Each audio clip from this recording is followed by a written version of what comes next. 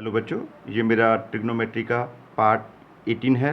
इसमें हम क्वेश्चन करेंगे if sine A upon sine B is equal to M and cos A upon cos B is equal to N. Prove that tangent A is equal to plus minus M upon N root 1 minus N square upon M square minus 1।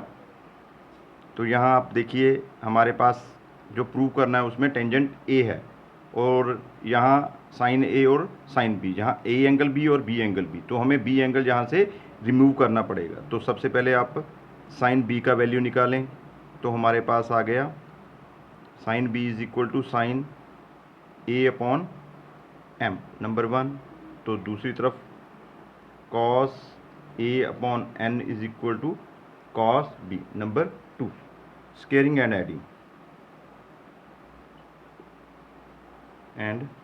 Adding 1 and 2। तो यहाँ sine square B plus cos square B का value हमारे पास आ गया sine square A upon M square plus cos square A upon N square. तो ये note कीजिए, ऊपर से इरेज कर देते हैं इसको।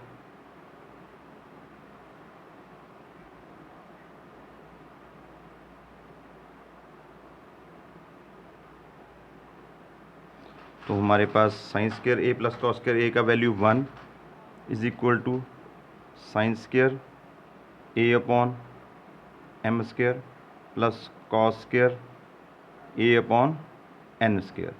तो यहाँ आप sine square A upon M square का वैल्यू निकालें तो 1 minus cos square A upon N square.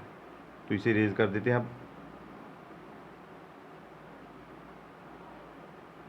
तो इसे एलसीएम लीजिए, तो एन स्क्वेयर, तो N square minus cos square A is equal to sine square A upon M square.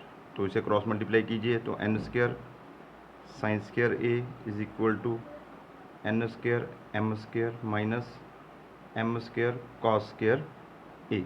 तो इस टर्म को कॉस स्क्वेयर ए से डिवाइड कीजिए, तो कॉस स्क्वेयर ए, यहाँ भी कॉस स्क्वेयर ए। तो यहाँ कॉस से कॉस कट गया, तो ऊपर से इरेज कर रहे हैं उसको।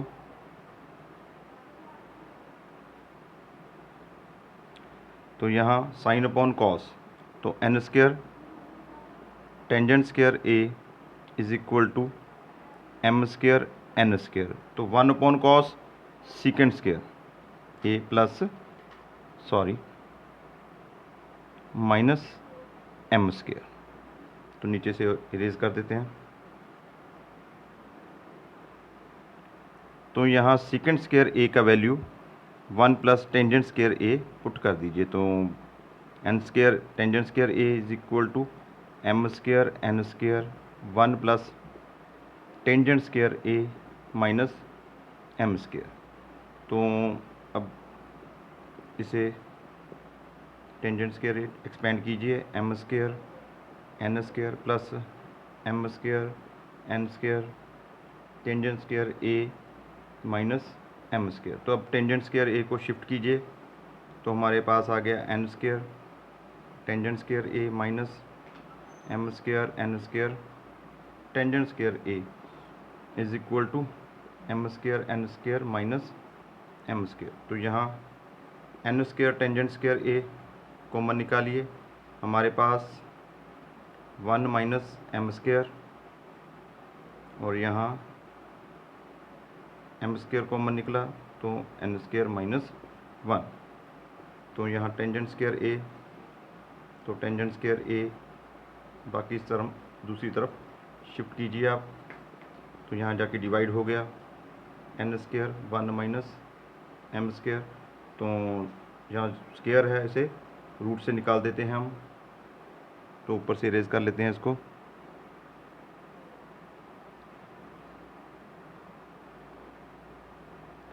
तो यहाँ टेंजेंट ए का value plus minus root M square N square minus 1 upon N square 1 minus M square.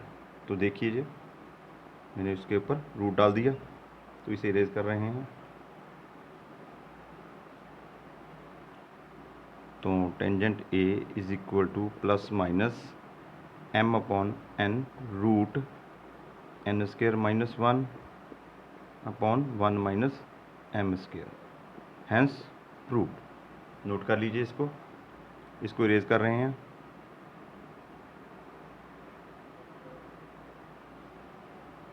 तो नेक्स्ट क्वेश्चन करते हैं।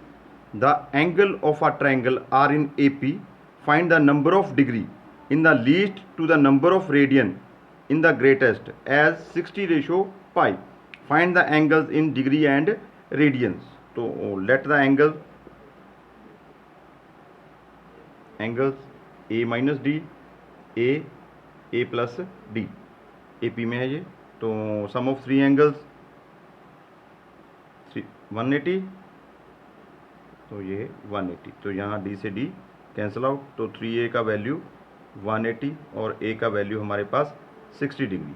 नोट कीजिए इसको, इरेज कर दूँ इसको।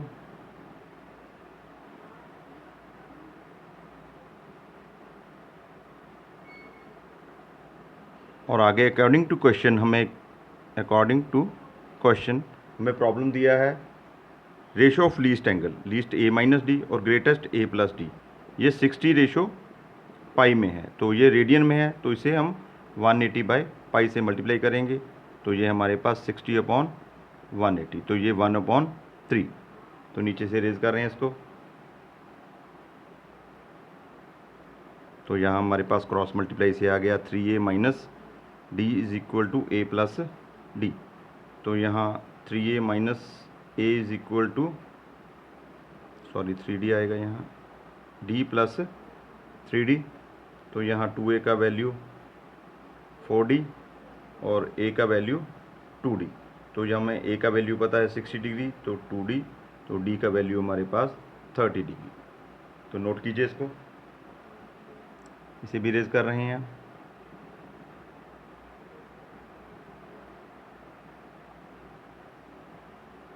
तो यहाँ a का वैल्यू हमारे पास 60 डिग्री और d का वैल्यू 30 डिग्री। तो first angle a minus D, तो a माइनस डी का वैल्यू 60 माइनस 30, तो हमारे पास आ गया 30 डिग्री। और इसे 180π/180 से मल्टीप्लाई कीजिए, तो ये रेडियन में चला जाएगा, तो π/6 radian. Second angle is equal to a is equal to 60 degree, तो इसे भी हम π/180 से मल्टीप्लाई करेंगे, तो हमारे पास π/3 रेडियन। इसे रेज कर दीजिए। तो थर्ड एंगल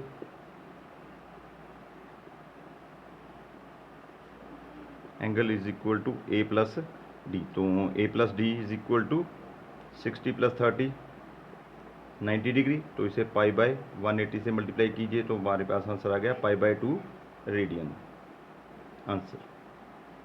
नोट कीजिए इसको, इरेज कर देते हैं इसको।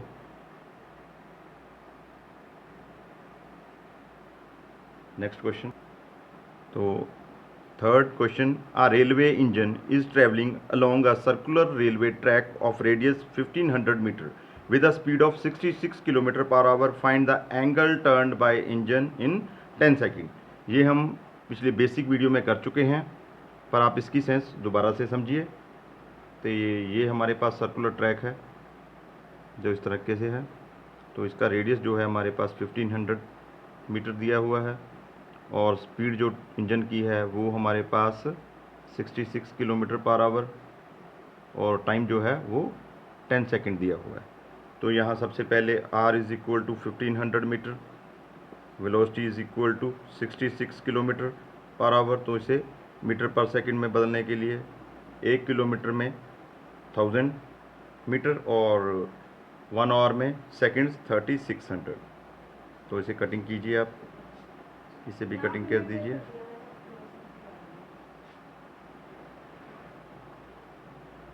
इलेवन और ये 6 3 और 5, तो हमारे पास आ गया 55/3 मीटर पर सेकंड। और यहाँ L निकालना है आपको।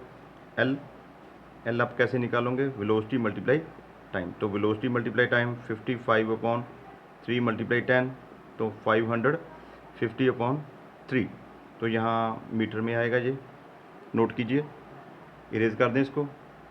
तो ऊपर से इरेज कर रहे हैं। तो आप एक फार्मूला जानते हैं, theta is equal to L/R। तो यहाँ theta is equal to L/R। L का वैल्यू हमें 550/3 और R का वैल्यू 1500। तो नीचे से इरेज करते हैं इसको। तो यहाँ से ये कटिंग हो गया, ये 11 और ये 30, तो हमारे पास 11/90 आ गया। तो ये रेडियन में है, तो इसे हम 180/पाई से मल्टीप्लाई करेंगे। तो यहाँ थीटा इज इक्वल टू, यहाँ पाई का वैल्यू 22/7, तो 7 ऊपर चला गया। तो इसे कटिंग कीजिए, यहाँ 2 आ गया, यहाँ 11 आ गया, तो 11 से 11 कट गया, तो हमारे पास आंसर 7 डिग्री। नोट कर लीजिए इसको, इसे इरेज कर रहे हैं।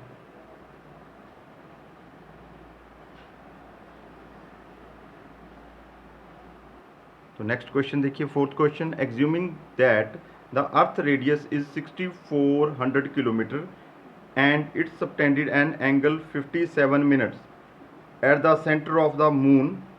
Find the distance of center of moon from the earth center. तो ये अर्थ है और ये मून है। तो मून के सेंटर से जो एंगल सबटेंड हो रहा है अर्थ पर, वो 57 मिनट्स का हो रहा है। तो यहाँ रेडियस 6400 और यहाँ भी 64, तो डायामीटर जो है वो दोनों का सम हो जाएगा। यहाँ तक नोट कीजिए। तो ऊपर से इरेज कर रहे हैं इसको।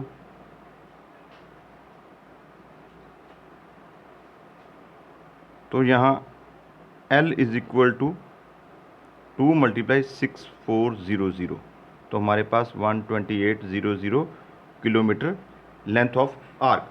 आप एक चीज़ देखिए, अगर एंगल बहुत छोटा है और दो चीज़ों के डिफरेंस, जो डिस्टेंस है वो बहुत ज़्यादा हो, तो लेंथ ऑफ आर्क जो है वो डायामीटर के इक्वल हम मान सकते हैं। जैसे L हमने डबल ऑफ रेडियस करके डायामीटर निकाल लिया, तो ऐसा हम लिख सकते हैं। नोट कीजिए इसको, फिगर इरेज करते हैं इसके। तो यहाँ एक फार्मूला है, theta is equal to L/R। Theta is equal to L/R। तो यहाँ जो रेडियस है, जो मून और अर्थ का डिस्टेंस है, वो हमने फाइंड आउट करना है। तो यहाँ थीटा का वैल्यू 57, इसे पहले डिग्री में चेंज करते हैं, तो 60 से डिवाइड करेंगे। तो इसे हम अब π/180 से मल्टीप्लाई करते हैं, तो ये रेडियन में आ गया। तो रेडियन इज इक्वल टू 12800 किलोमीटर/आर। तो यहाँ आर का वैल्यू 12800 मल्टीप्लाई 60 मल्टीप्लाई 180/57 पाई। तो यहाँ पाई का वैल्यू भी आप 22/7, तो 7 ऊपर चला गया। इसे अब कटिंग कीजिए। तो ये 3 के टेबल पर 19 आ गया, ये 3 के टेबल पर 60 आ गया, ये 11 आ गया हमारे पास, और ये 30 आ गया। तो आप ऊपर से इसको इरेज कर दें। अब इसकी कैलकुलेशन ही रह गई है, इसे ध्यान से कीजिए। तो R is equal to 12800 multiply 30 multiply 60 multiply 7/19 multiply 11। तो यहाँ R का वैल्यू कैलकुलेट करके 771,674.64 किलोमीटर ये आंसर आ जाएगा। ये आप खुद कैलकुलेटर पर भी कर सकते हो और हाथ से भी इसकी कैलकुलेशन निकाल सकते हो। That is the answer.